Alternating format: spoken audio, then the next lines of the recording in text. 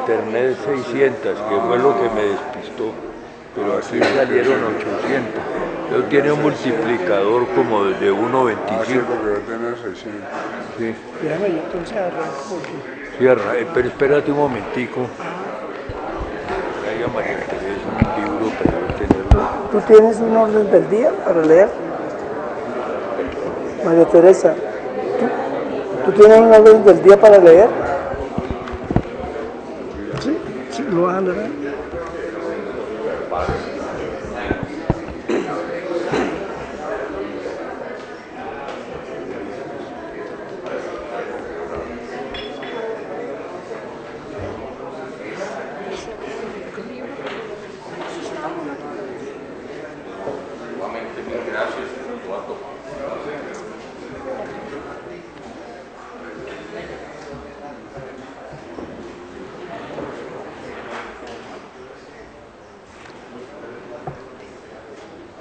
¿Quieres comenzamos?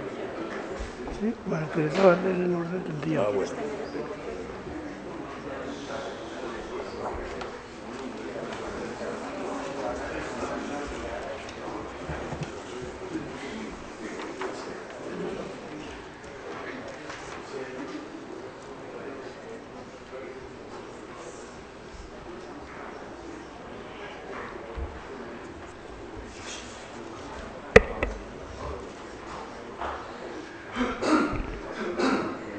Orden del día para el acto de presentación del libro La transgresión moral de las élites y el sometimiento de los estados. Hoy, 26 de julio del 2016. Primero, mensajes y excusas. 2, palabras del presidente de la Academia. 3, presentación del libro por el autor académico Edgar Reveis. 4, comentarios del libro a cargo del académico Jorge Iván González y del profesor Gustavo Zafra. La académica Consuelo Ahumada hará la moderación. 5, vino de honor. 1, mensajes y excusas.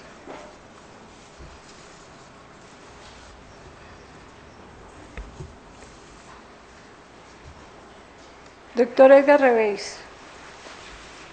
Estimado doctor, recibí la gentil invitación que nos hiciera la Academia Colombiana de Ciencias Económicas a la presentación de su libro La transgresión moral de las élites y el sometimiento de los estados. Lamentablemente no puedo acompañarlo como hubiera deseado, pues tengo compromisos previos que no puedo eludir. Aprovecho para felicitarlo por este importante logro y desearle muchos éxitos en todas sus actividades. Cordial saludo, Pablo Navas, rector, Universidad de los Andes.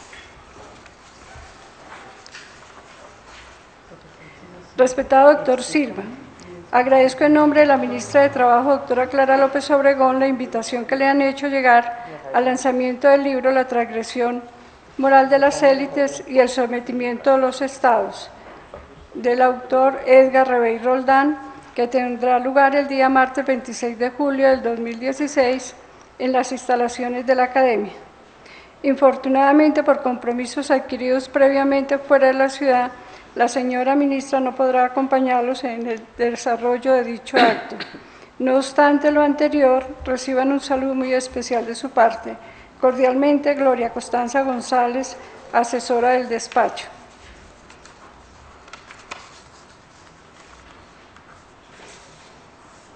Doctor Julio Silva Colmenares, presidente de Academia Colombiana de Ciencias Económicas. Respetado doctor Silva, agradezco mucho la amable invitación extendida al señor alcalde Enrique Peñalosa Londoño para asistir al lanzamiento del libro La transgresión moral de las élites y el sometimiento de los estados del autor Edgar Reveis Roldán. Por compromisos adquiridos como jefe de gobierno y de la administración distrital, le es imposible participar del evento y presenta excusas por no poder asistir. El alcalde espera poder acompañarlos en una próxima ocasión. Aprovecho la oportunidad para enviarle un saludo muy especial y los mejores deseos. Giselle Manrique Vaca, secretaria privada de la Alcaldía Mayor de Bogotá. Mi siempre recordado amigo Edgar, tengo a la misma hora la presentación de tu libro un largo examen en la Clínica Reina Sofía, que no logré diferirlo, lo que me priva de estar aplaudiendo a este nuevo vástago intelectual. A la distancia y con la permanencia de espíritu recibe mis aplausos. Compartí tus preámbulos y serán banderillas negras en el enorme morro de la política corrupta del animal estatal. Un abrazo grande, Luis Horacio López, secretario de la Academia Colombiana de Historia.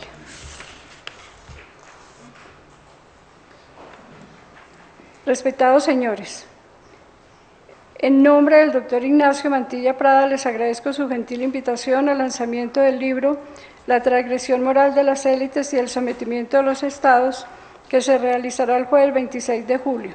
Desafortunadamente, por compromisos académicos adquiridos previamente, no le es posible asistir. Reciba un atento saludo de nuestra parte y los mejores éxitos en el desarrollo del evento. Juan Manuel Tejero Sarmiento, rector encargado, Universidad Nacional.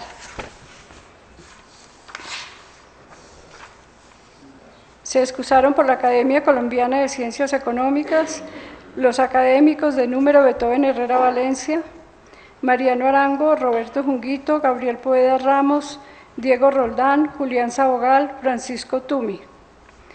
Académicos correspondientes, Albert Berry, Carlos Rodado, Carlos Ortiz e Iván Hernández. Por la Academia Nacional de Medicina, el doctor Germán Gamarra, vicepresidente. Por la Academia Colombiana de la Lengua, Cecilia Balcázar. De la Sociedad Colombiana de Ingenieros, Diana María Espinosa, presidenta. También se excusaron los ministros de Hacienda, de Salud, de Educación, de Comercio, Industria y Turismo, de Vivienda, el exministro Fernando Cepeda, la viceministra de Educación Natalia Ariza, el director de Planeación Simón Gaviria, el doctor César Vallejo, miembro de la Junta Directiva del Banco de la República, igual que el doctor Juan Pablo Zárate, María Luisa Berengues, embajadora del Brasil, Catalina Ramírez Gómez, secretaria general de la Universidad Nacional, Juan Carlos Senado, rector de la Universidad Externado de Colombia, Rafael Santos, rector de la Universidad Central, Óscar Gualdrón González, director de Fomento de la Investigación de Colciencias, Augusto Cano y señora, Javier Hernando Durán de la Facultad de Administración de la Universidad de los Andes, la doctora Elsie Bonilla, el doctor Néstor Hernando Parra y el poeta y escritor José Luis Díaz Granados.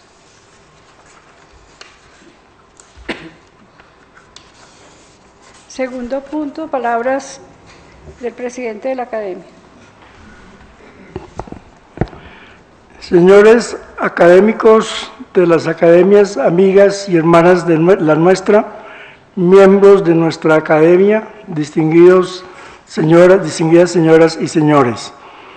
Les agradezco inmensamente haber aceptado la invitación para acompañarnos en la presentación del último libro de nuestro miembro de número y secretario general de la Academia, el doctor Edgar Reveís, quien es un conocedor profundo de esta temática, tiene ya algunos libros en aspectos relacionados sobre la misma y en este libro seguramente nos profundiza sus conocimientos y su erudición al respecto.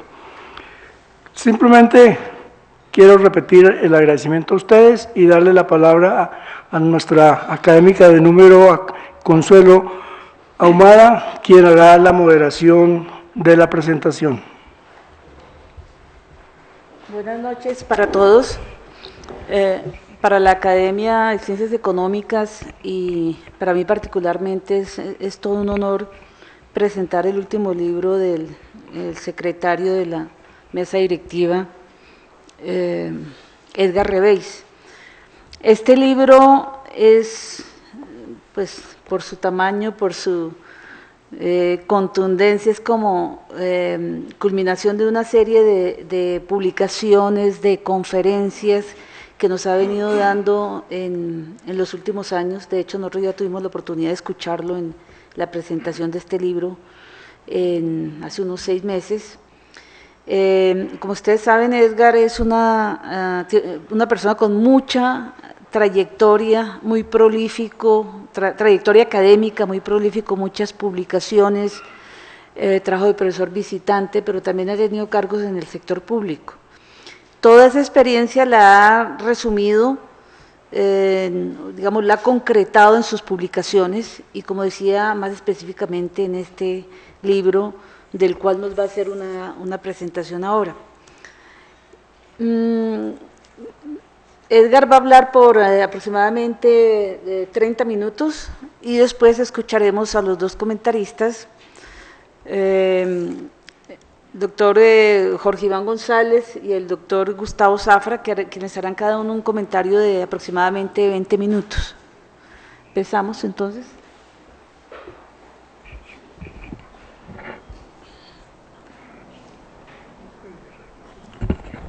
Bueno, muchas gracias.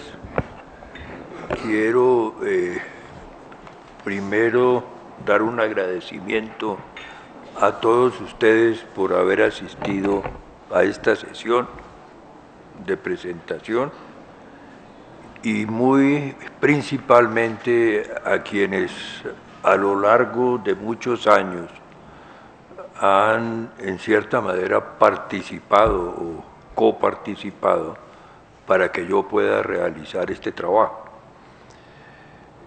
Este trabajo lo inicié yo prácticamente con una primer obra que también fue presentada aquí en la Academia, creo que en el año 91, que se llama Democratizar para sobrevivir, que fue publicada en 1989, antes de la caída del muro de Berlín y de la Constitución de 1991.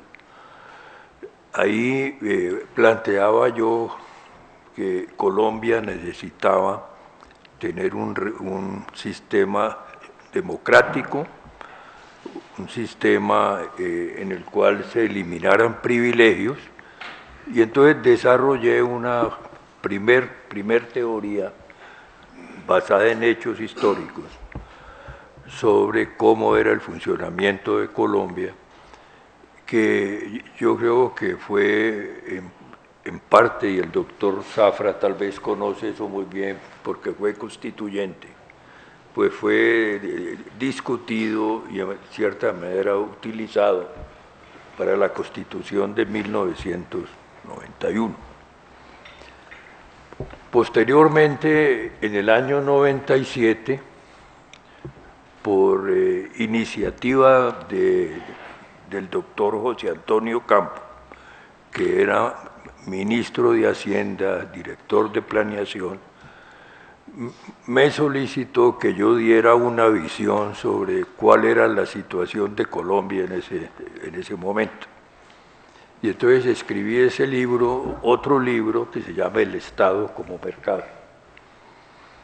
O sea, con la idea central de que el Estado colombiano se había convertido en cierta forma en un mercado, que uno podía comprar las regulaciones, comprar zonas de Estado, o sea que comenzaba a consolidarse un sistema de corrupción y de captura y cooptación del Estado ya bastante importante, inclusive siete años después de la Constitución de 1991. Luego, en esos dos libros desarrollé la teoría de los que llamé de los mesocontratos, que son pactos implícitos que se hacen entre grupos legales, ilegales, sectores privados, con sectores de Estado, para capturar las regulaciones e impedir que funcione la competencia y el sistema democrático. Entonces, esos fueron dos libros muy importantes, y posteriormente publiqué una trilogía en 2003, antes de la crisis mundial, que se llamó El desenlace neoliberal, tragedia o renacimiento, donde en cierta manera anticipaba que había 4 elementos claves que estaban llevando el sistema de mercado y el sistema capitalista a una crisis grave. El primero era que se había avanzado mucho en la liberalización del mercado, pero con 3 elementos realmente graves. Uno era que se había vulnerado la seguridad, o sea, que los sistemas de seguridad habían disminuido. El otro era que había una fragmentación social demasiado grande por el mismo modelo neoliberal que se había implantado, y finalmente que había una crisis de corrupción y una crisis de la justicia, porque se había globalizado velozmente el comercio y a paso de tortuga la justicia. Situación que prevalece hoy. Hoy, digamos, no hay una justicia internacional que funcione. Cada país tiene un sistema de justicia diferente. Se penaliza distinto un genocidio en un país como Colombia que en un país como Estados Unidos, China, Irán, Rusia, etcétera, Francia. Entonces hay un rezago en los sistemas de globalización de justicia. Y los otros dos libros del 2007 era que el Estado había evolucionado lo que yo llamaba un Estado Lego, un Estado que se armaba como piezas Lego por parte de los organismos internacionales, el Fondo Monetario Internacional, que no tenía en cuenta las culturas nacionales, y que al mismo tiempo se produció una fractura social, principalmente en Colombia, donde yo ya había identificado lo que llamé la triple sociedad, o sea, una sociedad cooptada que controla todos los privilegios y ventajas de la sociedad, controla también las regulaciones, las cambia cuando tiene.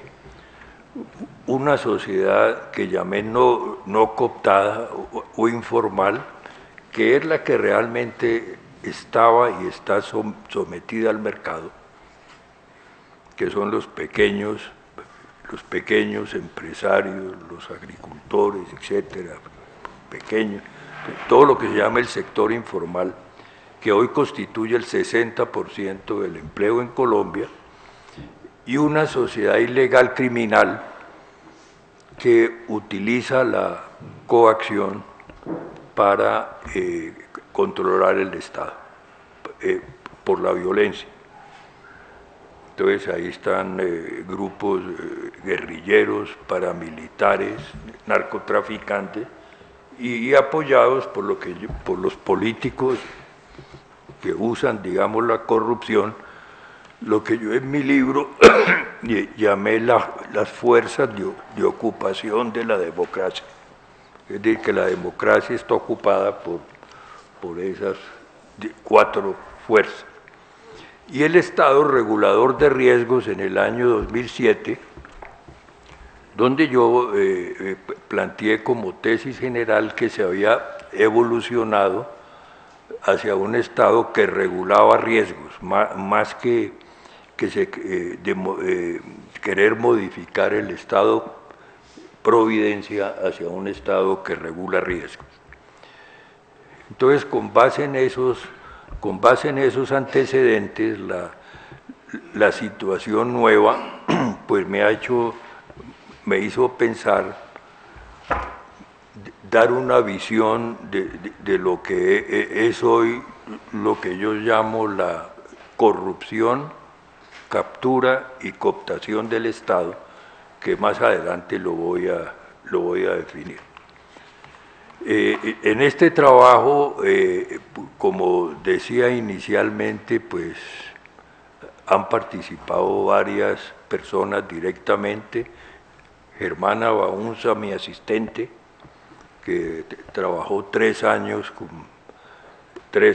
conmigo en esto y ahora trabaja con las Naciones Unidas, él está aquí en la sala. Y en la última fase también mi asistente Juan David García.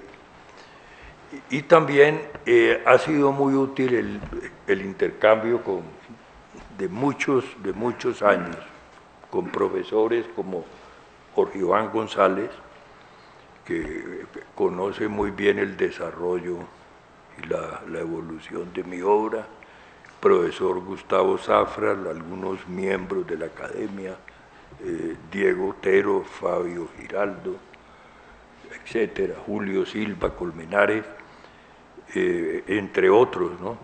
que le han hecho un seguimiento digamos, a los trabajos que yo realizo y algunos otros que cito en el libro, que ustedes podrán mirar y que no quiero olvidar a nadie. Entonces el libro tiene 5 capítulos. Tiene un primer capítulo que se llama Triple Sociedad y el sometimiento de la democracia. Es decir, con la idea, un segundo que aparece aquí en esta, devolvámonos eso, que se llama de la oligarquía a la oligarquía. Más adelante voy a explicar más en detalle los conceptos. Y cómo se ha pasado de la corrupción a la cooptación de los estados, que no es solamente un caso colombiano. Esto es lo que a mí me parece importante, porque yo en este trabajo sobrepaso el ámbito del estudio de Colombia y he estudiado otros casos que me ha parecido importante, como son el caso de Estados Unidos, el caso también de Rusia y China, pues que no voy a tener tiempo de presentarlo, el caso de Francia, el caso de Grecia, Corea, algunos países islámicos, Italia y México, que me parecieron casos interesantes de análisis. Luego hay un tercer capítulo donde he mirado los estudios, los mecanismos, porque cuando uno estudia un fenómeno como la corrupción, cooptación y captura del Estado, lo más importante es encontrar los mecanismos. Porque si no queda como un estudio muy general donde no se pueden profundizar los elementos clave ni caracterizar la estructura de los países. El cuarto capítulo es un estudio de cómo se han desarrollado las instituciones formales, informales e ilegales en las teorías del desarrollo, que generalmente las han desconocido. Cuando uno mira las teorías del desarrollo, como vamos a ver más adelante si hay algún tiempo, uno encuentra que no se incorpora este tema tan importante de la corrupción en las teorías del desarrollo. O sea, cómo inciden sobre el crecimiento, cómo inciden sobre la desigualdad, sobre la distribución del ingreso, sobre la baja calidad de las instituciones. Y el quinto capítulo es la triple sociedad y lo que yo llamo el desarrollo intolerable, que es un análisis de Colombia en los últimos 30 años, desde el año 80, 90, 2000, 2010, para mostrar cómo esas tres sociedades, que yo llamo cooptada, no cooptada e ilegal criminal, han funcionado en esos 30 años. Para eso se hizo un trabajo bastante profundo sobre las cuentas nacionales colombianas, imputando cada una de esas categorías a las cuentas nacionales, identificando qué sectores son cooptados, cuáles son no cooptados cuáles son ilegales criminales. Ese trabajo de las cuentas nacionales, yo conté con la colaboración del CID para un periodo, cuando Jorge Iván González dirigía el CID, y después de un investigador que ha sido muy próximo a mí, que es Jorge Sanz, que en este momento está en el Canadá y que creo que nos está escuchando. Entonces, quiero recordar además la colaboración que él hace o que él ha hecho en esta obra. Pasemos, Juan David. Entonces, el capítulo 1, que es la triple sociedad y el sometimiento de la democracia, pues tiene una teoría de esa triple sociedad, cómo es, cómo funciona, cuáles son sus bases jurídicas, económicas, sociológicas, antropológicas, que no puedo desarrollar aquí, cómo funcionan como una inteligencia artificial de las instituciones, y cómo funciona y cómo es el Estado. Pasemos. Entonces tenemos este cuadro, no sé si alcanzan a verlo bien, si se ve bien, pero arriba entonces vemos digamos el sector privado y el público, que son dos elipses, y cuando el sector privado se sobrepone totalmente al sector público, quiere decir que en ese momento el sector público está totalmente controlado por el sector privado, sin autonomía. Eso ha sido estudiado por economistas muy importantes, digamos Stiglitz y Sachs. Hoy dicen que los Estados Unidos, el poder está controlado por 4 grandes grupos, que son el industrial, militar, el grupo petrolero, financiero y farmacéutico. Esos son los 4 grupos que controlan el poder en Estados Unidos. Tenemos las tres sociedades, cooptada, no cooptada e ilegal criminal. La sociedad cooptada orientada a capturar el Estado, la no cooptada sometida a la competencia, y la ilegal criminal utilizando la coacción. Sigamos. Yo agregué también un elemento que considero importante en los principios y mecanismos de funcionamiento de la sociedad. Las 3 primeras líneas son las 3 formas de vínculos de la sociedad. Uno es el intercambio a través del mercado. El segundo es la reciprocidad a través de dones y contradones. Más adelante voy a explicar eso. Y el tercero es la redistribución. Esa es la clasificación que hace Polanyi. Yo agregué la 4ª, que es corrupción, captura y cooptación del Estado, que son esos pactos y mesocontratos que están incrustados dentro del funcionamiento de la economía y que considero que deben ser teorizados como yo y además analizados como he hecho en mi obra. Sigamos.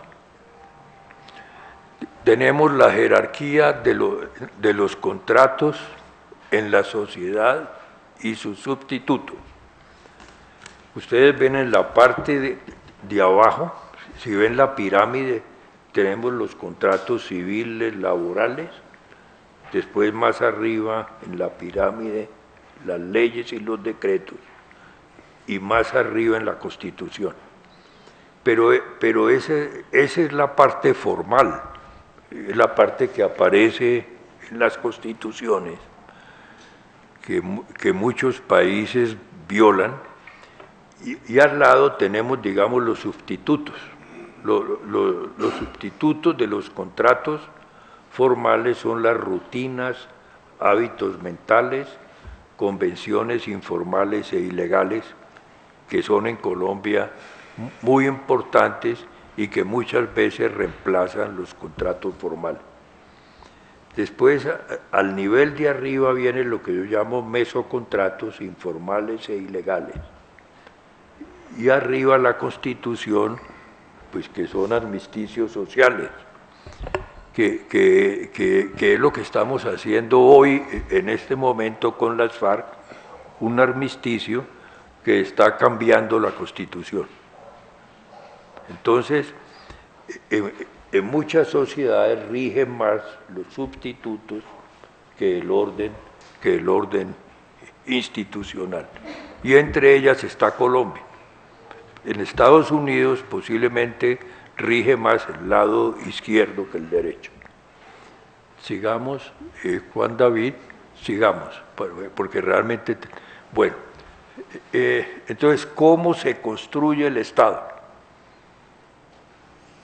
Partiendo de que esos sustitutos son muy importantes.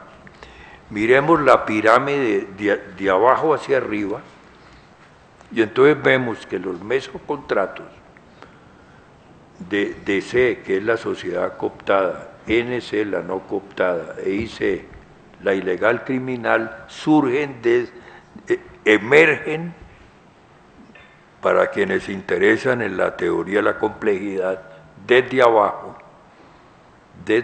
por eso la flecha negra muestra la dirección hacia arriba. Luego hay un segundo nivel que es el juego político, y arriba tenemos la conciencia simbólica de lo público. Entonces, esa es la forma como yo creo que están funcionando los estados, y principalmente Colombia, que tiene una sociedad ilegal criminal fuerte, una sociedad informal no cooptada que es supremamente grande, y una sociedad cooptada también muy importante. Sigamos, Juan David. Esta es una visión antropológica del mesocontrato en los estados modernos, que es una visión holística, como lo voy a mostrar más adelante. ¿Cómo funciona? Ustedes ven a la izquierda lo que yo llamo el Neconde, que conocí cuando estuve en el África durante tres años, que son fetiches en los cuales, cuando se hace un contrato, como no hay escritura, se pone un clavo. Entonces ustedes ven esculturas llenas de clavos. Cada clavo es un contrato y está allí mientras esté vigente el contrato. En las estructuras de corrupción, lo fundamental es no dejar nada escrito. O sea, hay un clavo, cuando se hace un pacto de corrupción, lo que queda es un clavo, como sucede con los necondes. Luego viene una segunda viene una segunda estructura que es lo que los antropólogos llaman el potlatch, que es un intercambio de dones y contradones, que es lo que hacen los políticos. Un político le nombra un funcionario a alguien en un ministerio y queda eso en una contabilidad, digamos abstracta, y el otro sabe que tiene que darle ese contradón, pero eso no se hace, no hay un cálculo financiero refinado en el intercambio. Entonces se van sumando, como lo mencionaba Tanzi, ¿no? Tanzi fue el primero que habló de este tema. Se va creando como una contabilidad sombra, cada uno tiene su contabilidad y sabe que el otro qué le debe y qué tiene que compensar. Después vienen los lobbies, que cada vez son más importantes en la sociedad, que son grupos de interés privado legales e ilegales que intervienen ligados a los media para influenciar decisiones del poder público, cambiar regulaciones, crear nuevas, suprimir las existentes. Pero en el lobby ya se hace un análisis costo-beneficio. Para darles una idea de la importancia que los lobbies tienen, por ejemplo, en Estados Unidos, 500 compañías crearon 61.000 lobistas, puestos de lobistas en Washington en 2004. Y 77.000 en 2005, eran 77.000 que vivían en Washington. Y la idea era influir en los gastos discrecionales federales, que representaban el 5.2% del PIB, básicamente eso. Los gastos en lobbies totalizaban 2.250 millones de dólares. Esa misma estructura de lobbies para la Unión Europea es también muy importante. Por ejemplo, en Bruselas había en 2008 30.000 lobistas. Había 40 por diputado y uno por cada 2 funcionarios. O sea, una estructura de lobby. En el libro explico que en los Estados Unidos el lobby es algo normal, porque se supone normal influenciar la regulación. En Francia, por el pasado de influencia tan importante del Estado, se ve el lobby como un instrumento que interviene el poder del Estado, ¿no? Entonces son dos visiones. Colombia estaba más cerca de la visión francesa y ahora está evolucionando hacia la visión anglosajona. Bueno, sigamos. Bueno, entonces, en el libro también hay un análisis de lo que yo llamé la involución de la democracia. O sea, todas estas estructuras de corrupción, captura y cooptación del Estado se dan ahora dentro de un sistema mundial en el cual hay sometimiento de la sociedad civil al Estado y el dinero, sometimiento del Estado y la sociedad civil a poderes religiosos, sometimiento del poder político a poderosos grupos financieros y económicos. Y la corrupción destrozó los vínculos entre la democracia y el capitalismo. Eso está desarrollado en el libro, y hay un sometimiento de la intimidad del ciudadano a la seguridad del Estado y a los poderes multinacionales. Entonces en cierta manera hay una involución o retroceso democrático a nivel, no solamente en Colombia, a nivel con mayor o menor intensidad a nivel internacional. Sigamos. El sometimiento del poder político a poderosos grupos financieros y económicos está analizado en el libro en 4 frentes. Primero, los top holders y el oligopolio de los bancos sistémicos. Hay 28 bancos sistémicos definidos así por el G8, que por el G20 en 2014, y esos bancos sistémicos realmente tienen un poder supremamente grande. Están también los hedge funds y los fondos buitres y la globalización de las mafias y el mercado de la repugnancia. Para dar algunas cifras sobre eso, porque me parece muy importante, es que la corrupción representaba en 2002, según el Banco Mundial, 1 trillón, o sea, 1 millón de millones de dólares, 3% del PIB mundial.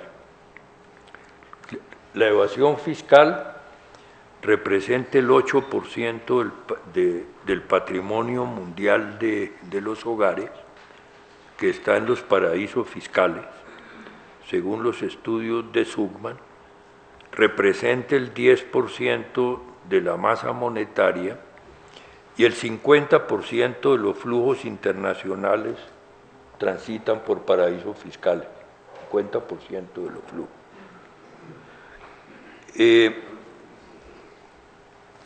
El endeudamiento, entonces hay autores que hablan de la dictadura de los bancos sistémicos. ¿En qué sentido? Que el endeudamiento público mundial es equivalente al balance de los 28 bancos sistémicos. O sea que esos bancos controlan la deuda de los estados y a través de esta a los estados mismos. No hay nada más fácil que controlar a alguien por la deuda, por el endeudamiento. Esa es la base del control. Y las obligaciones subyacentes de los derivados financieros totalizan 10 veces el PIB mundial, o sea, los derivados que están aún en el sistema, 10 veces el PIB mundial y 15 veces superiores a su balance.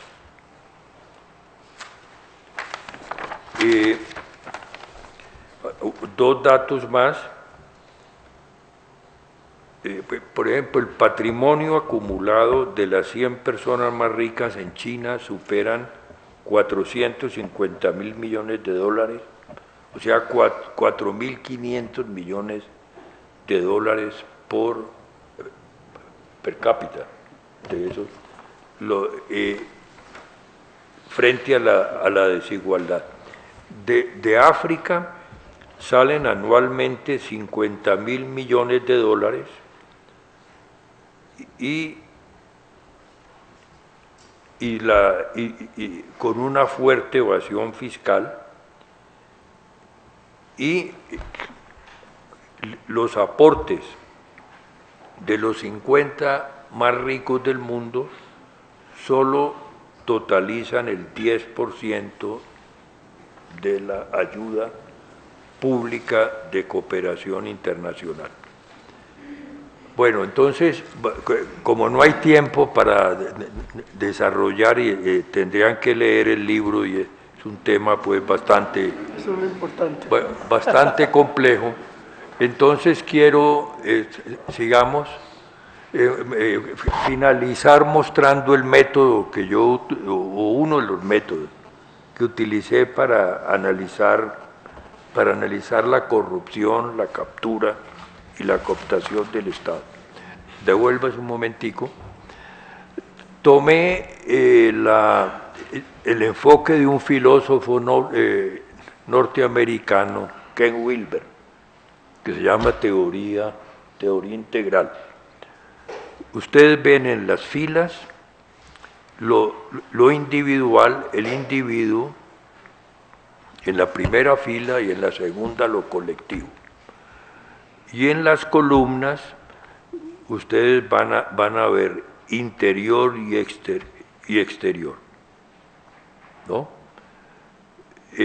O sea, en las teorías del desarrollo apenas se comienza a analizar la importancia de la conciencia y de la mente y de la mentalidad sobre el desarrollo. Entonces la idea mía es darle mucha importancia a eso. Sigamos. Algunas teorías representativas, entonces individual, interior, o sea, lo intencional. ¿Quiénes tienen teorías sobre cómo funciona la mente? Entonces está Kahneman, por ejemplo, pero Kahneman estudia los dos elementos de la conciencia que él considera fundamentales: la conciencia automática y la conciencia reflexiva. En la segunda columna están las conductas, que es lo que interesa, ¿no? Además de la conciencia, cómo se comporta la gente. Y abajo tenemos la parte colectiva, entonces tenemos la cultura,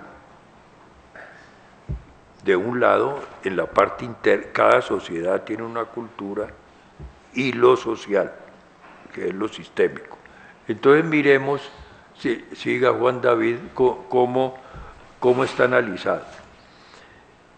En el cuadrante superior izquierdo, que aparece allá, interior, aparece lo intencional. Entonces, la idea central es que toda sociedad tiene personas con niveles de conciencia, digamos, distintos. Hay psicólogos norteamericanos que han estudiado eso muy bien, y encuentras que hay personas con pensamiento tribal, otras con pensamiento empresarial, otras con pensamiento sistémico, muy pocas, otras con pensamiento holístico, etc. Es una diversidad de formas de pensar. Y entonces hay niveles de conciencia distintos que tienen relación con su nivel de existencia.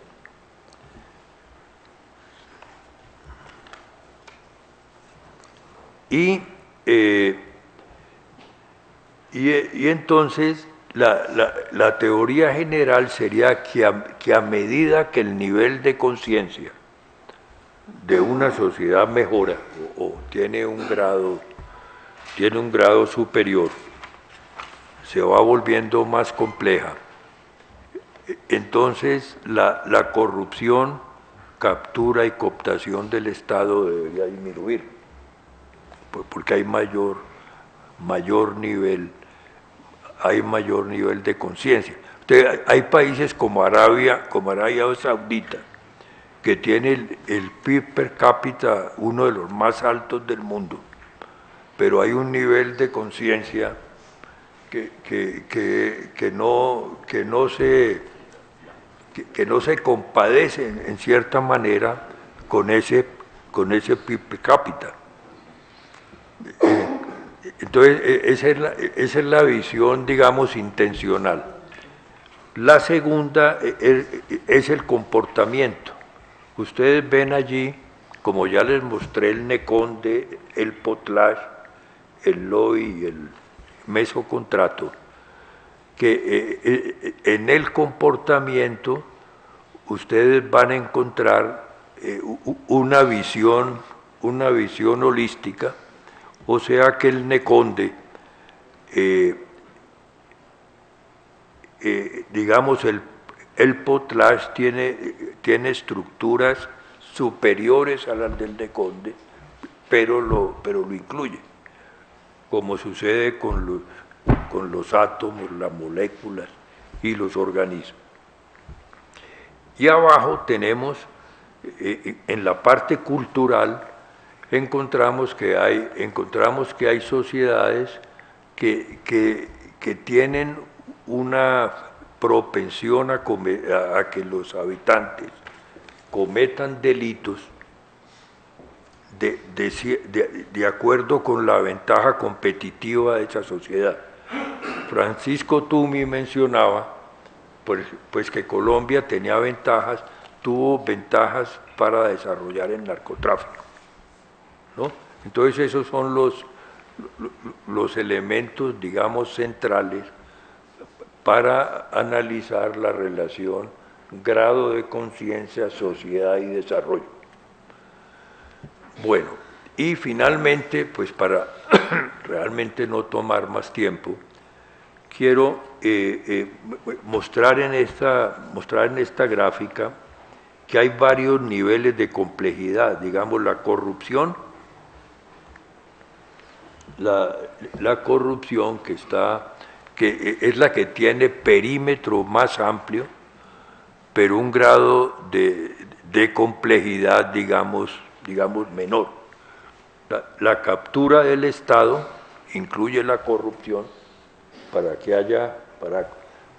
capturar las regulaciones. Hay corrupción, pero también tiene que haber unos pactos para poder controlar las regulaciones. Y la cooptación incluye captura y la cooptación, como sucedió con el Frente Nacional, que fue un sistema cooptado, y el PRI, donde toda la sociedad, el Estado, los cargos públicos, las empresas, etcétera, estaban divididas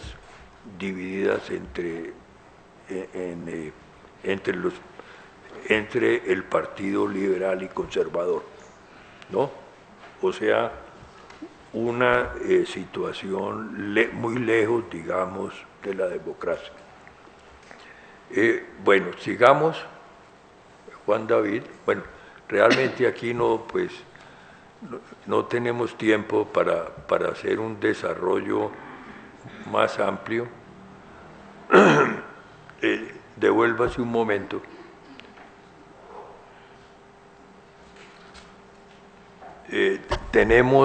Hay una presentación de los árboles de riesgo institucional de la corrupción a nivel nacional, a nivel territorial y a nivel de Bogotá.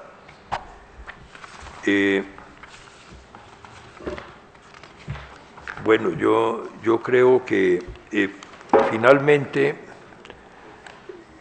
quiero mencionar que lo que es importante en los combates contra la corrupción es mantener la democracia, tener una teoría de la corrupción. Cuando se lanzó el libro de la Procuraduría, que yo tuve el honor de lanzar ese libro sobre esos tres temas, pues encontramos las diferentes relaciones que hay entre corrupción, captura y cooptación del Estado. La situación de Colombia en este momento, yo la analicé en un artículo, y las bases están aquí, que yo llamaba cooptación o democracia. Es decir, Colombia, para resolver sus problemas fundamentales de violencia, históricamente siempre ha utilizado la cooptación. aquí está demostrado, la utilizó con la regeneración, o trató de utilizarla con la regeneración y fracasó. La utilizó con el Frente Nacional y tuvo un éxito relativo de corto plazo. La utilizó con la bonanza del narcotráfico en los años 80, cuando realmente coincidieron los intereses de la sociedad cooptada e ilegal criminal, ¿no?, para reciclar todos los recursos del narcotráfico, y esa fue la crisis gravísima de los años 80. La utilizó en el año 91 para cooptar al M-19 y darle estabilidad relativa al sistema. Y en cierta manera la discusión que hay hoy es si se utiliza con las FARC o no, porque la democracia, por ejemplo, anoche oí una discusión interesante por la televisión, si a las FARC había que darle 9 curules o cuántas curules. Pero yo personalmente no he visto que se hable ni del fortalecimiento de la democracia, ni de una lucha contra la corrupción, que son los dos, tal vez dos elementos fundamentales en este momento que infortunadamente han sido olvidados en este proceso de negociación y que tal vez van a surgir ahora. Entonces, es clave mirar cómo se resuelve esa crisis, porque tal vez el principal freno a nivel de Colombia y a nivel mundial hoy es el problema de la corrupción. Vimos en la campaña de los Estados Unidos, ayer y antier, que los partidarios de Bernie le pedían en las afueras del recinto de la convención que se retirara Hillary Clinton por la corrupción. Es decir, nunca se había visto eso en una campaña presidencial en los Estados Unidos. Vemos el problema del Brasil, vemos el problema también de Turquía. Y hay casos, por ejemplo el de Corea, que yo lo tengo bien estudiado en el libro. Corea ha tenido 11 presidentes desde su fundación. De esos 11 presidentes, 3 tuvieron que renunciar por la corrupción. Uno fue retirado violentamente también por la corrupción. Otros lo retiraron y lo reintegraron. Y ahora la presidente es la hija, digamos, de un dictador, de uno de los antiguos gobernantes, que es Ri. Entonces las estructuras de corrupción se han tomado las clases dirigentes del planeta, en la total impunidad, facilitado por el sistema digamos, darwinista de la economía, y se ha llegado a una situación en que hay a la situación altamente paradójica de tener más transparencia con mayor impunidad. Es decir, hoy la transparencia es altísima por la influencia de los medios, que en tiempo real ponen en evidencia los delitos, pero cada vez hay mayor impunidad, y eso es lo que ha desencadenado una violencia. Y lo que un filósofo alemán que yo menciono menciona el Banco Mundial de la Ira, una ira difusa en el mundo que es organizada por grupos políticos para hacer protestas. Bueno, realmente no voy a tomar más tiempo, pues,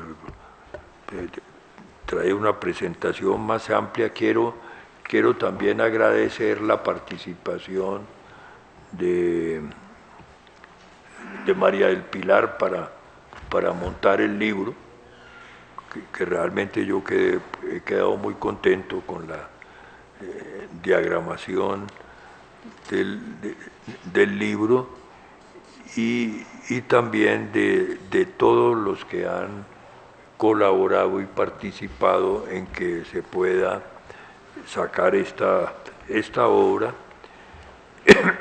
que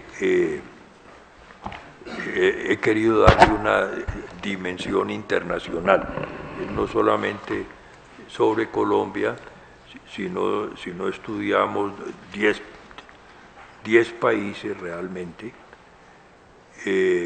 y me ha permitido sacar unas conclusiones que son importantes.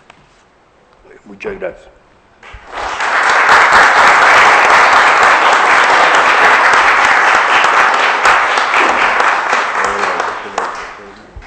Bueno, muchas gracias a Edgar por esa extraordinaria presentación. Creo que hay motivación para comprar el libro y leerlo a fondo, profundizar en los distintos temas que quedaron algunos de ellos apenas planteados.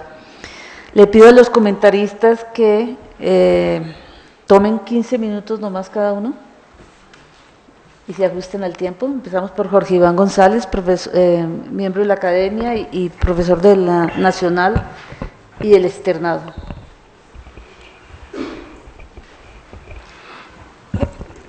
Bueno, mil gracias. Gracias a Edgar por la invitación y felicitaciones por el texto que, como él explica, es el resultado de un trabajo largo, porque yo creo que Edgar ha ido construyendo un método a través de estos trabajos, y creo que este resultado pues pone en evidencia que efectivamente se ha avanzado en una propuesta metodológica que en el país me parece novedosa, y que este libro, como Edgar indicaba al final, pues permite ver que efectivamente el método se puede aplicar no solamente a Colombia, sino a otros países. Yo me voy a referir a 6 puntos, cada uno 2 minutos y medio. El primero es la dimensión ética y la indignación. El segundo es el tema de teorías del desarrollo y clase media, que es uno de los puntos más interesantes del texto. El otro tema es deliberación y razón pública. El otro es la triple sociedad, dualismo e informalidad. El otro tema es catalaxia y construcción institucional. Y una reflexión final sobre la captura de los estados. El primer tema es la dimensión ética y la indignación. Yo creo que este es un libro que invita a la indignación. Este es un libro que nos está pidiendo que miremos, que nos advierte. Es una búsqueda de una respuesta, y para Edgar es absolutamente clara que la dimensión ética es un elemento consustancial a la teoría económica. para avanzar hacia la sociedad nueva, distinta, es necesaria la indignación. Hay una parte donde Edgar cita a Hessel. Hessel escribió ese texto, ese manifiesto, Indignados, diciéndole a los jóvenes del mundo, frente a esto, ¿por qué no ha aumentado la indignación, invitando a la indignación? Esta frase de Edgar toca este tema complejo de la relación entre ética y economía. Y dice, la cooptación en sí misma no produce ira. La captura del Estado tampoco, porque la percibe como el ejercicio del poder. La corrupción, por el contrario, produce ira y violencia. Un clima de difusa agresión por la alianza de los políticos y los negocios, en la que los valores aprendidos desaparecen. Entonces, es una invitación a que si miramos la corrupción, la analizamos, la tratamos de entender, pues respondamos. ¿Por qué? Porque entre otras cosas, dice Edgar, la corrupción golpea la esencia misma del sistema político. No basta con la legitimidad electoral. Y dice Edgar, la legitimidad electoral es insuficiente por la corrupción y la mala representación. Es necesario ir mucho más allá. Y en esta búsqueda de alternativas a través de la indignación, pues los autores que menciona Edgar, como ustedes vieron en la presentación, son muy variados por el enfoque interdisciplinar del texto, pero hay autores cruciales. Williamson, la importancia que le da Edgar a la lectura de Williamson para el análisis de las instituciones, la lectura de Roth, de Alvin Roth, la relación de todo esto con Adam Smith, ese llamado al sentimiento, esa relación entre sentimiento e indignación, no solamente como un problema ético por fuera de la economía, sino como un elemento sustantivo de la economía. En varias partes del texto es claro que el mercado se agota. Y cuando el mercado se agota, la única forma de resolver los problemas es a través del sentimiento moral. Esto es clarísimo en Adam Smith, en Alvin Roth. ¿Qué hacemos con el trasplante de riñones? Decía Alvin Roth en su lectura del Nobel. Pues el único camino que tenemos para resolver problemas como el trasplante de riñón es a través de los sentimientos morales. El tema educativo, el tema de la relación entre médicos y hospitales, etc. Y el sentimiento moral, entonces, permite entender el significado y las implicaciones de la justicia comparativa. En lugar de pretender el acuerdo social sobre una teoría perfecta de la justicia, basta avanzar de manera comparativa, teniendo en mente ideas aproximadas de justicia. Es un esfuerzo por invitarnos a que pensemos esta sociedad, que la pensemos no solamente con los instrumentos racionales, sino con los instrumentos cercanos al sentimiento. Ese cuadro donde está Kahneman, o sea, los seres, las explicaciones de Edgar, que hay en el sentimiento nuestro, que hay en el interior de nosotros, que hay en el exterior, cómo el individuo se relaciona con la sociedad, es una invitación a que nos salgamos de esquemas estrechos. Y en esa búsqueda, donde está el sentimiento, donde está la filosofía, donde está la política, pues vamos encontrando alternativas. El segundo tema es el tema de la clase media. Edgar muestra que hay una relación entre la indignación y la clase media. Las protestas árabes, que las menciona en el texto, es una clase media educada, pero que en términos de Edgar se siente desprotegida. Y ahí hay unas potencialidades enormes de construcción de sociedad. Este grupo de la población, por su cultura, en cierta forma, está llamado a liderar la lucha contra la corrupción. Y debería ser el más sensible y, por lo tanto, debería indignarse con mucha mayor facilidad. Ahora uno puede discutir mucho el significado de clase media. Edgar no entra en discusiones sofisticadas sobre el significado de la clase media. Uno puede recurrir a teorías más estructuralistas, la de Marx, hasta dónde la noción de clase media tiene sentido, y uno debería hablar más bien de clase social. En la clase social, pues proletarios, burgueses, el liberalismo, autores como Mises siempre criticaron la noción de clase de Marx. Mises decía, hay una especie de polilogismo. El marxismo piensa que dependiendo de si usted es burgués o proletario, tiene concepciones distintas del mundo, y esa diversidad de concepciones asociadas a la clase constituyen el polilogismo que siempre el pensamiento liberal rechazó, diciendo que los sujetos todos pensamos más o menos con la misma estructura, independientemente de que seamos proletarios o burgueses.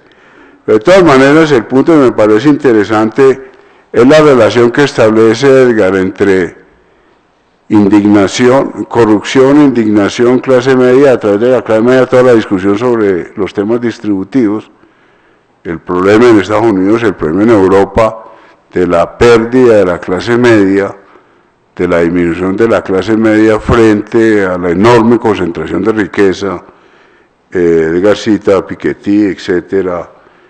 ¿Qué vamos a hacer para evitar esas polarizaciones extremas? El otro tema es de liberación y razón pública. Dice Edgar, comillas, el modelo neoliberal estranguló la democracia en el orden planetario y de los Estados-nación. Se ha inventado el equilibrio de poderes como la fórmula salvadora, lo que necesariamente fortalece la democracia. La democracia representativa está en crisis porque la legitimidad que emerge del sufragio universal se disminuye porque no hay deliberación. Y entonces Edgar invita a la deliberación. El pensar en público favorece el proceso deliberativo de la sociedad. Pensar en público es un acto intrínsecamente responsable. Yo quiero leer una frasecita de Rawls que es muy bonita. Rawls coloca la razón pública en un pedestal muy elevado. Dice Rawls, la razón pública lo es porque, primero, es la razón de ciudadanos libres e iguales, es la razón de lo público. Segundo, su atención se centra en el bien público y por ello sus preguntas tienen que ver con la justicia de la política fundamental. Sus indagaciones son de dos tipos, los fundamentos constitucionales y los temas de la justicia básica. Tercero, su naturaleza y contenido son públicos y se expresan en el razonamiento público a través de una familia de concepciones razonables de la justicia política que se piensa de manera razonable con el fin de satisfacer el criterio de la reciprocidad. Cierro comillas. Siempre entonces hay una tensión entre democracia representativa y democracia participativa. El problema, advierte Edgar, ha alcanzado dimensiones planetarias, el problema de la falta de liberación, el problema de la crisis de la democracia representativa, y esto se expresa de diversas maneras en esa tensión que planteaba Hobbes en el Leviatán. Si queremos seguridad, tenemos que entregarle al Leviatán libertad. Yo creo que ese es el drama contemporáneo angustioso. la ministra de Cultura le renuncia a Hollande diciéndole: si usted cree que la solución al terrorismo en Francia es lanzar bombas en Siria, pues yo no sigo siendo ministra suya. Si para garantizar la seguridad hay que reducir la libertad, entonces yo no puedo seguir siendo. ¿Cómo conciliamos libertad y seguridad en las sociedades contemporáneas? El cuarto tema es la triple sociedad, el tema del dualismo y la informalidad. Edgar dice,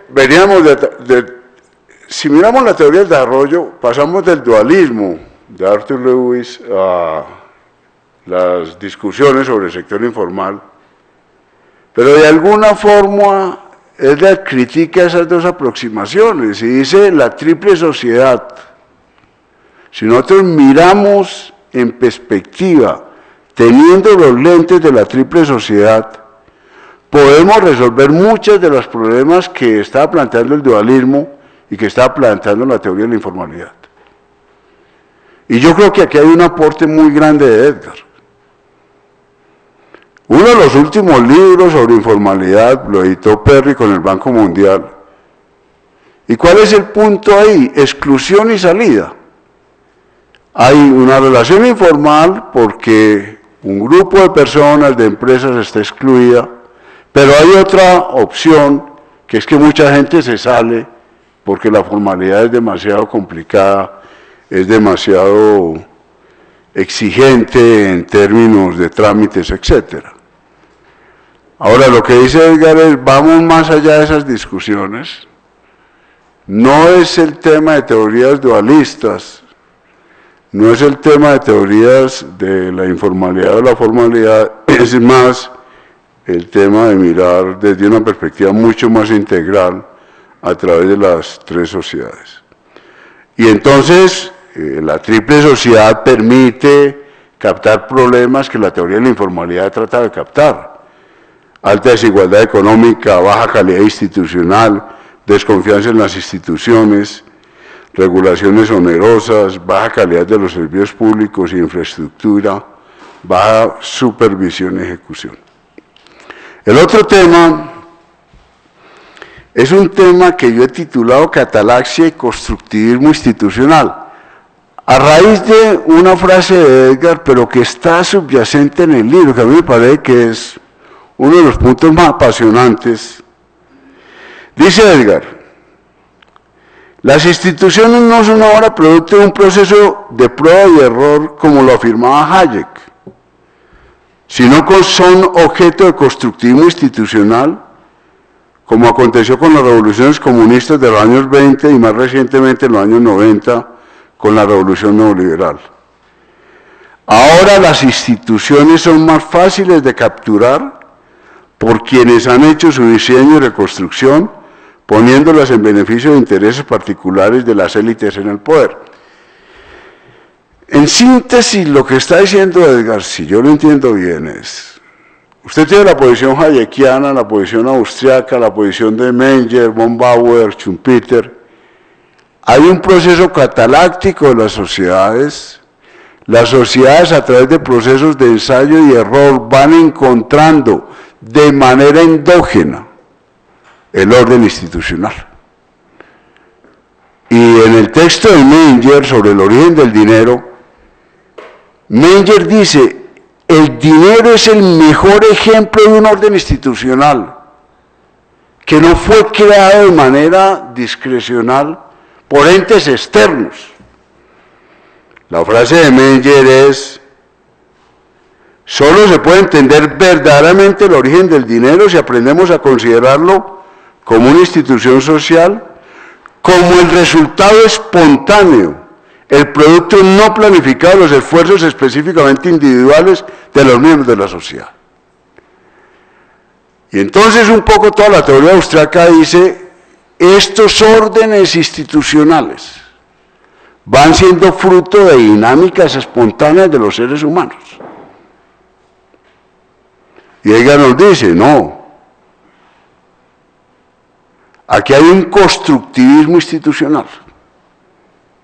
estas instituciones las construimos con elementos discrecionales muy fuertes, y más ahora que antes, y porque ahora tenemos más elementos discrecionales, entonces podemos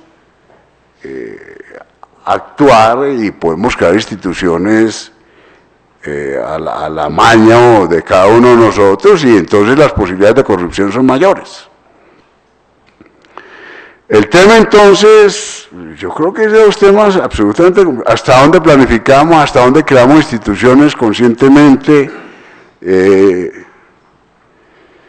El mercado funciona bien porque lo hemos creado de manera discrecional o porque tiene unas autonomías propias. Y el último punto, o la última mención, es el tema de captura de los estados, que yo creo que en esto el texto es demoledor. Uno podría decir es pesimista o es excesivamente realista. Cuando uno lee este tema de Edgar y lo compara con Oxfam, la pregunta angustiosa de Stiglitz, de Oxfam, de Edgar, de alguna forma, es porque esto está en manos del 1%, en manos del 1 por millón. Y si nosotros en sociedades con regla de decisión por mayoría somos la mayoría, ¿por qué estamos permitiendo estas capturas? Y Edgar propone una jerarquía que la presentó en el último círculo. No es lo mismo, hay una jerarquía entre cooptación, entre cooptación, captura y corrupción. Y finalmente, en el fondo, está la cooptación ejerciendo un nivel jerárquico superior, pero la corrupción es la que todos sentimos mucho más. Edgar lo decía de alguna forma, la cooptación es lo más sofisticado. Ahora, ¿cómo se llega allá? ¿Cómo se lucha contra eso? ¿Acuerdan el título del libro de Oxfam? El secuestro del Estado por las élites. ¿Cómo hacemos en las sociedades contemporáneas para combatir? Pues uno diría, indignémonos, y Hessel dice indignados. Y si logramos indignarnos, o utilizando el término de Edgar, si nos da ira, pues a través de la ira empezar a construir alternativas.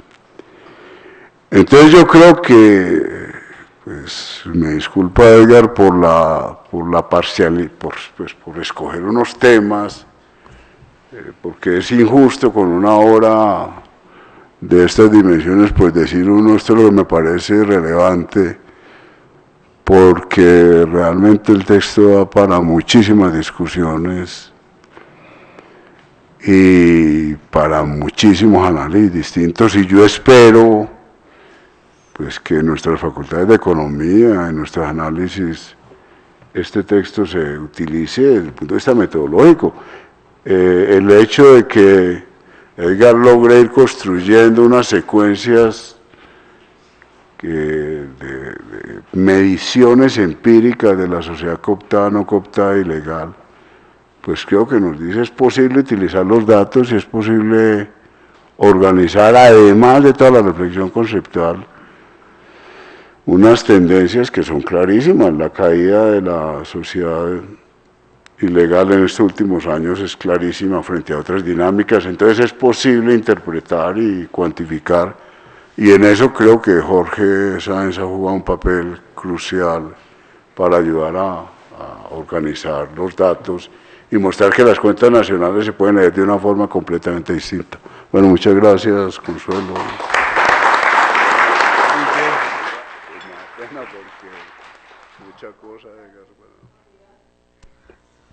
Y muchas gracias por ajustarse al tiempo también.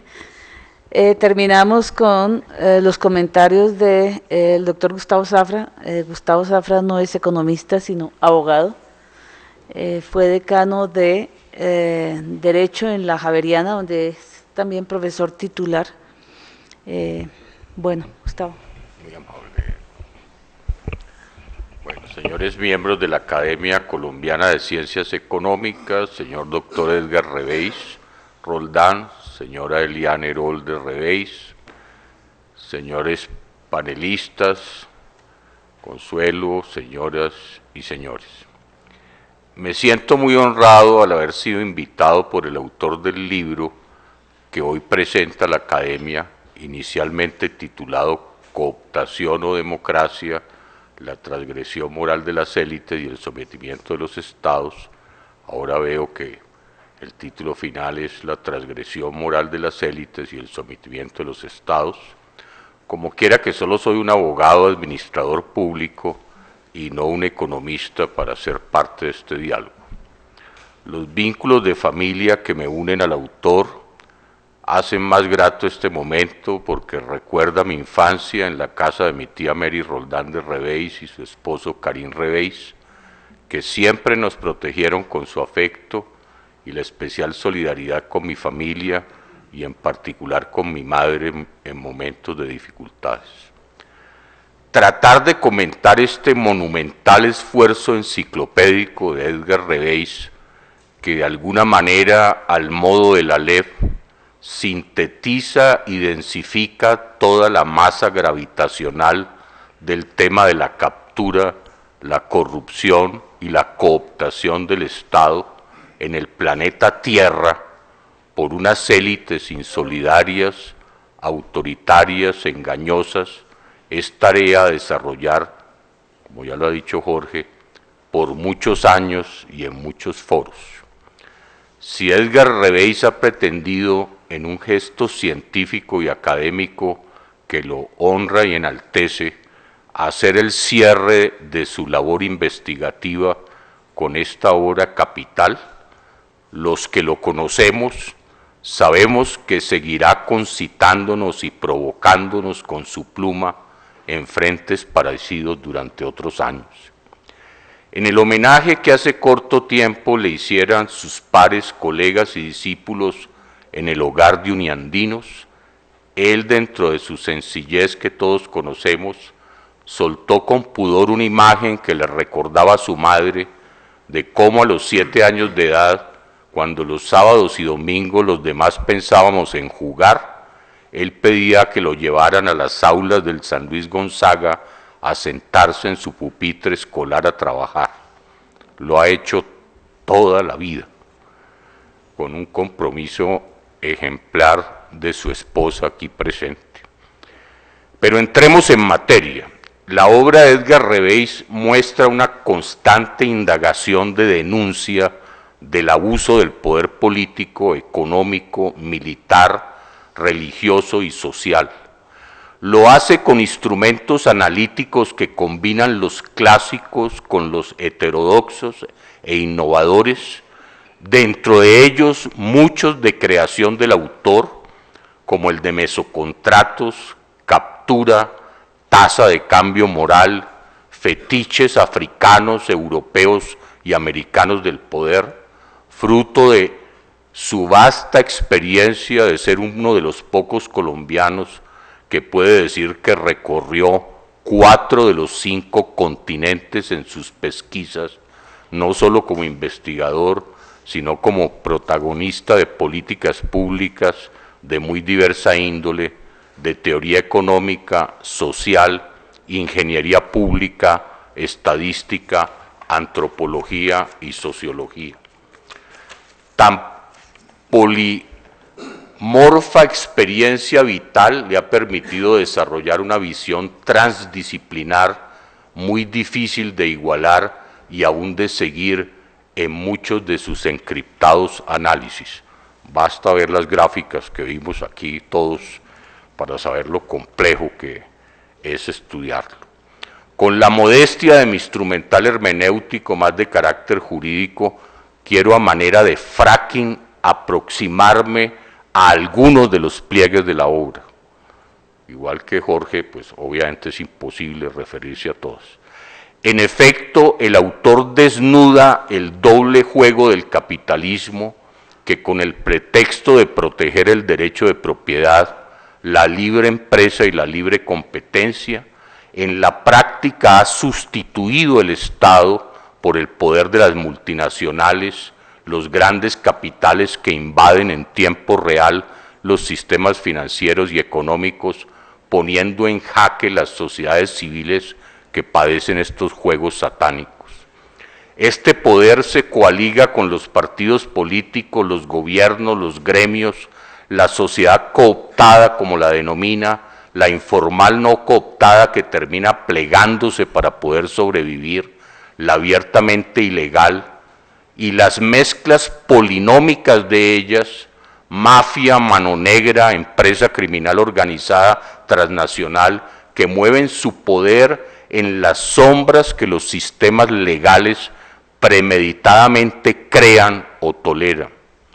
En algunos casos, usando el máximo refinamiento de la teoría constitucional, como en el evento del uso de la forma de Estado federal en Estados Unidos de Norteamérica, para crear el Frankenstein del Estado de Delaware, el mayor paraíso fiscal de la humanidad, levantado por los inventores de la democracia política y económica, y clonado como la oveja Dolly por todas las latitudes, incluyendo la nuestra.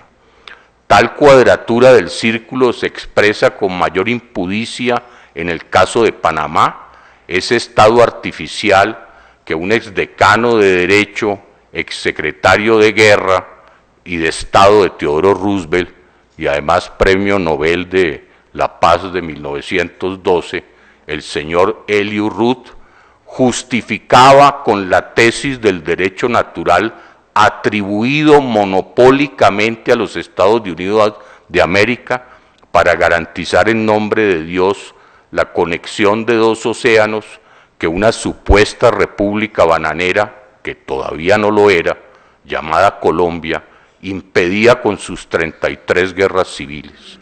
Sobra decir que después Estados Unidos sí la volvió bananera con la United Fruit Company, transfigurada en la chiquita Brands de reciente e ingrata recordación. Aquí es donde tomo una primera distancia de la obra, para afirmar que estas conductas internacionales son parte del análisis hobbesiano de las sociedades, ya lo dijo también Jorge, y que traducido a un lenguaje más francés, en labios del general de Gaulle, diría, comillas, los estados solo piensan en sus propios intereses, cierra comillas, y no precisamente en el impacto moral de los juegos de poder. Así es y así será. ¿Cómo enfrentar esto? Reveis propone, entre muchas fórmulas que su obra, cuando escribí este texto, eran de 640 cuartillas, ahora me he dado cuenta que son 801 cuartillos. Yo no leo tan rápido como Edgar escribe. Y que vale la pena estudiar las que aparece a folio 608 de su obra, que a riesgo de simplificarla, resumo así. Primero, es necesario empoderar a la Organización de Naciones Unidas para que maneje un impuesto mundial a la riqueza en los esquemas propuestos o parecidos a las recomendaciones de Thomas Piketty y de James Tobin, que ayudarán a sanear la deuda social mundial. Segundo, es necesario crear una Comisión Mundial de la Verdad sobre concesiones y privatizaciones.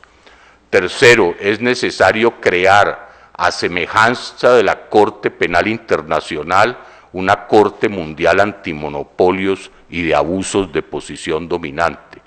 Cuarto, es necesario un catastro financiero mundial para evitar los llamados paraísos fiscales. Estas recomendaciones de modo adaptativo pueden implementarse para el caso colombiano. Los planteamientos de la última obra del profesor Reveis, la que hoy nos entrega, son consistentes con su amplio trabajo científico de más de 50 años, cuando trabajó temas regionales, urbanos, cafeteros, informáticos, de asimetrías de información, geopolíticos y últimamente, como nos lo recordaba Carlos Zorro en Uniandinos, incursionando en los llamados sistemas complejos. La obra del profesor Reveis evoluciona: Democratizar para sobrevivir, 1989, que muchos constituyentes tuvimos como carta de navegación, es la alerta temprana contra las sociedades bloqueadas. Influyó él directamente en la Constitución de 1991 en un modelo socialdemócrata con economía de mercado, en mecanismos de participación, en autonomía del Banco Central y el desmonte del banco cooptado por el sector privado que existió hasta 1991, como también en la propuesta antimonopolios.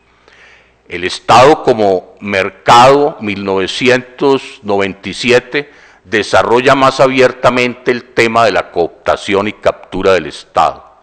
El desenlace neoliberal, tragedia o renacimiento, 2003, todavía no suelta las amarras al modelo de capitalismo económico y globalización.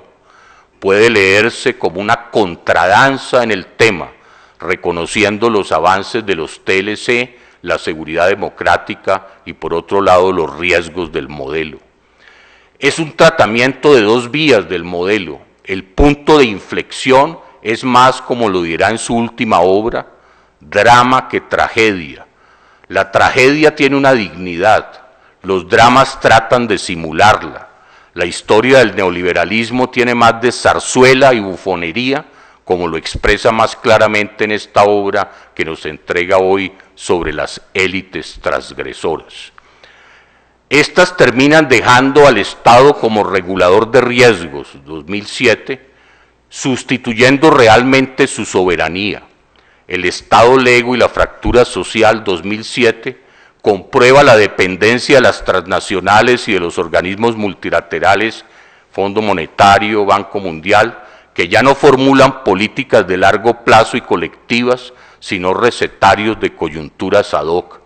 El Estado estratega para el ordenamiento territorial, 2013, recoge toda su experiencia de 8 años en la ONG Procomún, que tanto influyó en el modelo municipalista, hoy controvertido, pero indispensable en un eventual posconflicto. El arsenal analítico que el profesor Reveis despliega en esta última obra que hoy entrega al debate mundial, de eso se trata, se ha enriquecido, pero se mantiene coherente en sus grandes líneas de pensamiento. Los aportes conceptuales propios del autor, como su tesis y teoría de los mesocontratos, los sectores a que se aplican, las distintas mutaciones y transformaciones, el concepto de distancia del poder, de tasa de cambio moral, de cooptación, corrupción y captura, aplicables a su paradigma propio de la triple sociedad cooptada, no cooptada y la ilegal criminal, que termina explicando el 40-40-10 en términos de PIB, en aproximaciones al caso colombiano, y que complementa el nuevo concepto de esta obra con el 10% de las cooptadas polinómicas. Allí el autor tiene todavía un reto. La consecuencia lógica de su teoría obliga a visibilizar sectores que aparecen subestimados en el análisis colombiano: el poder de las élites militares, los poderes religiosos, especialmente el católico, y el poder de los centros de formación universitaria de las élites que parecieran salvarse de su instrumental analítico. Del mismo modo, la crítica del sector justicia por el autor es verdadera, contundente, implacable e irrefutable, porque es comprobable con los hechos. Sin embargo, la obra soslaya factores tan evidentes como la justicia civil dedicada en los juicios hipotecarios como servicio doméstico gratuito sin cobro de los pulpos bancarios.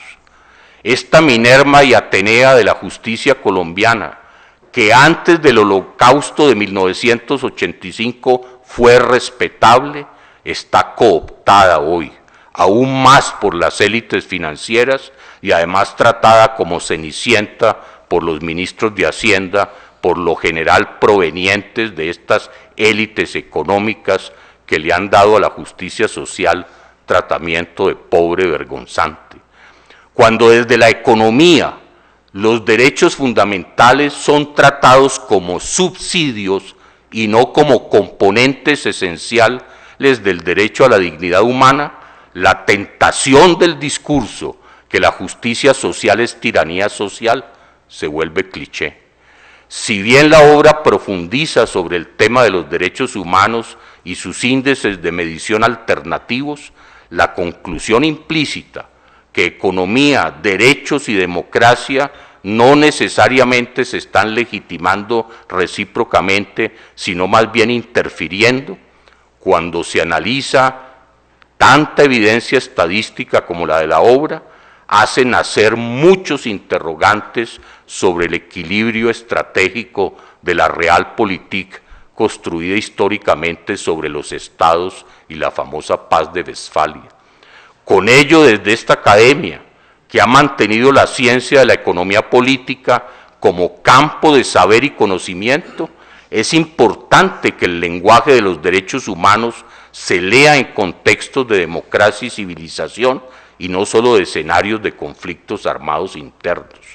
Soy consciente que los mismos abogados somos los primeros responsables de las distorsiones generadas, pero es bueno que las academias continúen la autocrítica. Invito a los presentes al estudio de esta gran contribución a la economía política que como disciplina sigue viva gracias a herederos del siglo de las luces como el profesor Edgar Rey Roldán. Mil gracias.